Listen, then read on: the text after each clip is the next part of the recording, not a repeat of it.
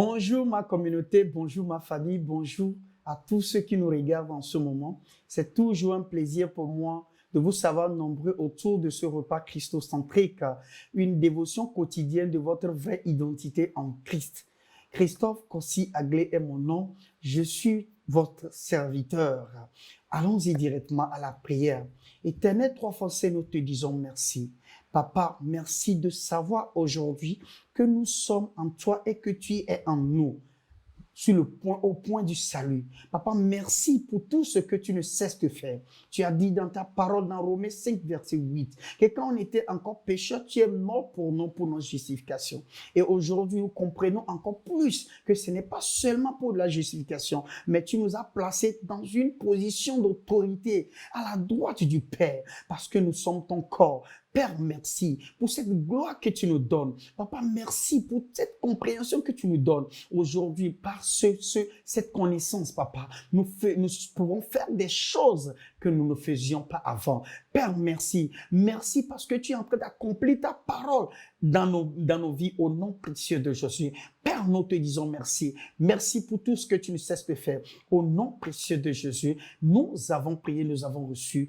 Amen. Quel plaisir de vous avoir encore nombreux. Et nous voulons passer par ce canal pour dire encore merci à tous ceux qui partagent nos vidéos, à tous ceux qui nous ont écrit, à tous ceux qui ont rejoint la communauté. Et je suis convaincu que vous apprenez beaucoup dans la communauté et vous éprouvez beaucoup dans la communauté. Et nous espérons aussi toute personne qui nous écoute en ce moment, qui n'est pas encore dans cette communauté, de nous rejoindre. Pourquoi pas? Et encore ce matin, je vais vous rappeler encore notre quotidien, c'est de partager les vidéos dans tous les groupes que vous avez, dans sur vos réseaux sociaux. Et pourquoi pas? Et partout où vous êtes, partagez, appelez vos amis, appelez vos frères, appelez vos maisonnés pour qu'ils se joignent à vous, pour qu'ensemble qu'on puisse apprendre et pour qu'on puisse consommer ce repas christocentrique ensemble. Vous savez, vous n'êtes pas sans savoir que nous sommes sur une grande série, une série qui nous apprend beaucoup de choses. Et aujourd'hui, nous allons continuer dans la même lignée. Et la série dit quoi? Nous sommes Dieu, Jésus, qui a été exalté. Et cette exaltation lui a donné une position à la droite du Père. Et nous avons expliqué hier que la droite du Père, c'est quoi? C'est la position d'autorité du Père. Autrement dit, tout pouvoir lui a été donné. Et donc, la seule personne à qui Jésus est soumis, c'est Dieu lui-même. Et donc, toute chose est mise sous ses pieds. Et c'est pourquoi nous aussi, nous nous réjouissons parce que en tant qu'Église qui est le corps du Christ, nous sommes aussi dans la position d'autorité si notre tête est à la position d'autorité. Gloire à Dieu pour cela. Nous allons continuer aujourd'hui. Hébreux 10, verset 12. Lui, après avoir offert un seul sacrifice pour les péchés, s'est assis pour toujours à la droite de Dieu. Verset 13. Attendant désormais que ses ennemis soient devenus son marchepied. Verset 14. Car par une seule offrande, il a amené à la perfection pour toujours ceux qui sont sanctifiés. Il y a des choses qui doivent arriver parce qu'il est dans cette position. Je répète, il y a des choses qui doivent arriver parce qu'il est dans cette position. Dans les temps historiques, lorsque vous gagnez une guerre, il ne suffit pas de gagner la guerre littéralement. Ce qui se passe, c'est que l'homme en charge le démontre maintenant. Par conséquent, le marchepied est quelque chose de littéral. Je répète, le marchepied est quelque chose de littéral. Allons-y dans Josué 10, verset 24. Lorsqu'ils eurent amené ces rois devant Josué, Josué appela tous les hommes d'Israël et il dit aux chefs des gens de guerre qui avaient marché avec lui, approchez-vous, mettez vos pieds sur les coups de ces rois. Mettez vos pieds sur les coups de ces rois. Ils s'approchèrent et ils mirent les pieds sur leurs coups. 1 Roi 5, verset 3. Tu sais que David, mon père, n'a pas pu bâtir une maison à l'Éternel, son Dieu, à cause des guerres dont ses ennemis l'ont enveloppé jusqu'à ce que l'Éternel les eût mis sous la plante de ses pieds. C'était pour prouver que vous êtes responsable, pour user de votre autorité. Cela signifie fondre littéralement sur vos ennemis, vaincus, montrer publiquement ce que vous avez fait. Vous allez maintenant les parader dans les rues. Alléluia. 2 Chroniques 9, verset 18. Un trône littéral a été construit comme ça, avec un tabouret, où le roi montrera son autorité. La seigneurie de Jésus s'exerce aujourd'hui à travers nous. Alléluia. 1 Corinthiens 15, verset 24 à 26. Regardez un peu le verset 26. 1 Corinthiens 15, 26. Le dernier ennemi qui sera détruit, c'est la mort. Mais lisez 1 Corinthiens 15, verset 24 à 27 et vous allez comprendre encore mieux. Ces ennemis ne sont pas physiques. J'ai dit le mot dernier dans la Bible est une démonstration de finalité, d'où la mort est le principal ennemi. Cette autorité s'occupe donc du spirituel et non du physique. Alléluia.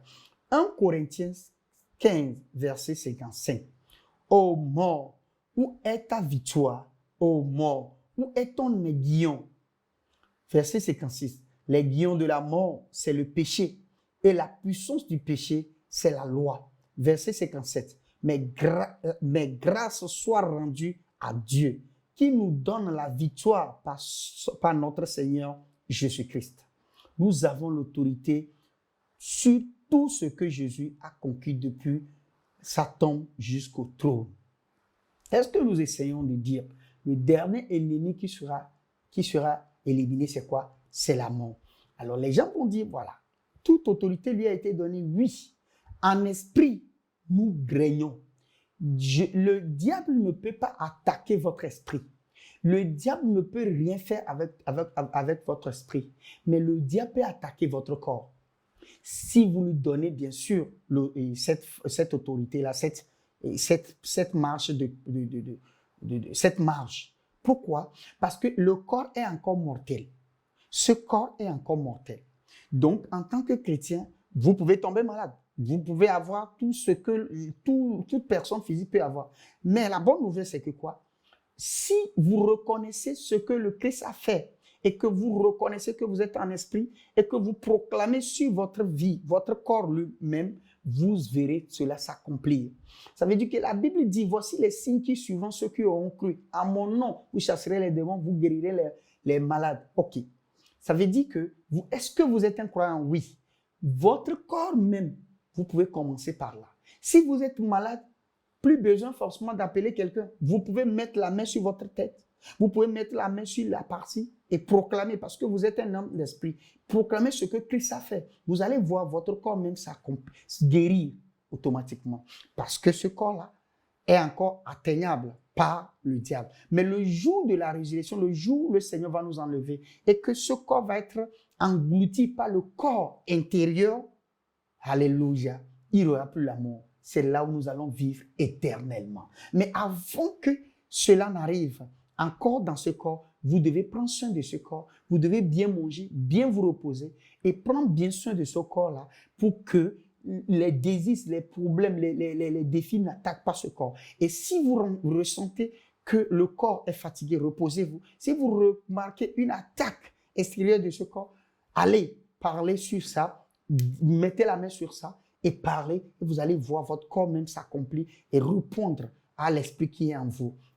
Au nom précieux de Jésus. Voilà un peu ce que nous devons comprendre dans ce matin. Et nous sommes déjà arrivés à la fin. Et donc, vous avez l'autorité en esprit. Quand nous disons que vous êtes en position d'autorité, ce n'est pas par rapport à ce corps physique, mais par rapport à l'esprit qui est en vous, l'esprit de Dieu qui est en vous. Et cet esprit de Dieu en vous maintenant peut maintenant prendre en charge, si vous avez cette connaissance-là, vous pouvez prendre en charge aussi votre corps et sous cette autorité-là. Et vous pouvez maintenant Gardez ce corps-là au plus longtemps possible pour pouvoir vous faciliter de faire l'œuvre du ministère. Au nom précieux de Jésus. Quel plaisir de savoir que nous sommes dans la place d'autorité. Nous sommes dans une position d'autorité avec Christ au ciel. Nous sommes dans cette position d'autorité en esprit, bien sûr, mais le corps physique peut répondre à ce que nous avons à l'intérieur de nous. Et je vois les choses s'accomplir pour vous au nom précieux de Jésus. Je prie pour quelqu'un, un chrétien, quelqu'un qui me suit en ce moment et qui est malade, qui a un corps, qui a un problème dans son corps. Vous avez un problème d'yeux, vous avez un problème d'organe, vous avez un problème, je parle à ton organe en ce moment. Je parle à tes yeux en ce moment, que tu laisses ces vers-là au nom précieux de Jésus. Je décrète que tes cellules, les cellules reprennent fonction dans tes organes. Que ton corps de la tête jusqu'aux pieds reprenne fonction au nom précieux de Jésus. Reprenne fonction au nom de Jésus. Je parle à ton corps. La distance n'est pas une barrière. Je décrète que vos organes reprennent fonction au nom précieux de Jésus. Toute maladie, je décrète à la manière dont vous m'écoutez en ce moment, instantanément, je décrète que vous êtes guéris au nom précieux de Jésus. Père, nous te disons merci. Nous glorifions ton nom, nous sanctifions ton nom. Au nom précieux de Jésus, nous avons prié, nous avons reçu. Amen. Même si vous sentez encore le mal, commencez par faire comme si vous avez reçu le mal a disparu. Marchez comme vous marchiez avant. Commencez par sauter. Commencez par sauter de joie parce que votre guérison est instantanément au nom précieux de Jésus. Père, merci. Père, merci. Père, merci. Au nom précieux de Jésus, nous avons reçu. Amen, amen.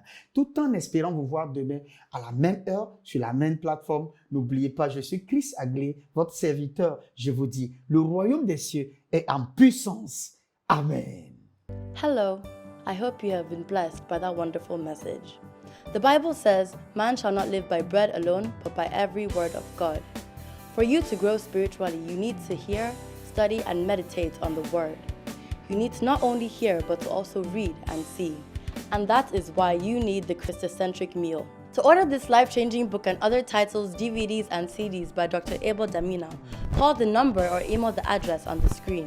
This is a book that reveals to you who you are in Christ, what you have in Christ, and what Christ can do through you. This book interprets and breaks down the word into daily meals, making it easier for you to understand and study, build up and strengthen your inner man, all the while growing your relationship with God and your confidence as a believer.